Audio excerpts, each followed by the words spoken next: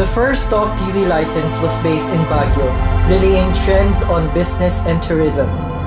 With a unified goal, the team dreams bigger and establishes foot at Pangasinan where new ideas were welcomed and conveyed to people who believe in the influence of the digital world.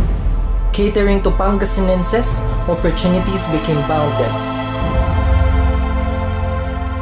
Carrying its watchword from Pangasinan to the world, it created the digital innovation scene and empowered people around the world, offering the community a place to share and learn. Its audience went massive as different parts of the planet respond to Talk TV Global. US, China, Spain, Great Britain, Brazil, Russia, Japan, Australia, Canada, Hong Kong, Taiwan, France,